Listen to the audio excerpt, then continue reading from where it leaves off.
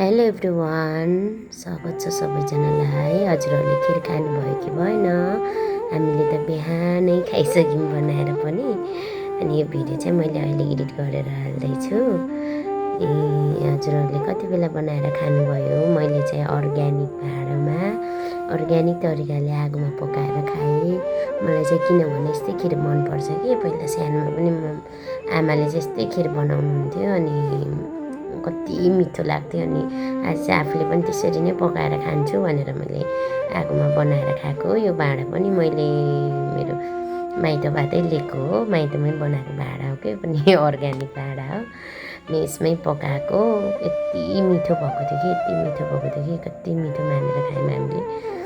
खिर भन्दा बित्तिकै मलाई चाहिँ कस्तो हुन्छ भने त्यो मरमसलाहरू यताउति राखेको त्यो मनै पर्दैन कि, नानीहरू पनि मनै पार्दैन। अनि त्यही भएर मैले सादा बनाउँछु, चिनी पनि एकदम कम राखेर। अनि ल्वाङ सुकमेल मात्रै हाल्छु।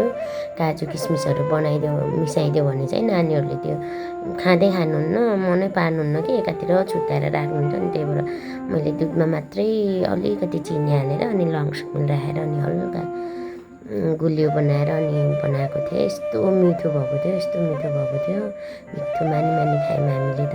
हजुरहरूले पनि कतिको मिठो बनाएर खानुभयो। मलाई चाहिँ खिर भनेपछि सादा नै मनपर्छ, त्यही भएर मैले सादा नै पकाएको हो। अनि योसँग चाहिँ हामीले आलुदम बनाएर खाएको। मैले त्यसको भिडियो चाहिँ बनाएन।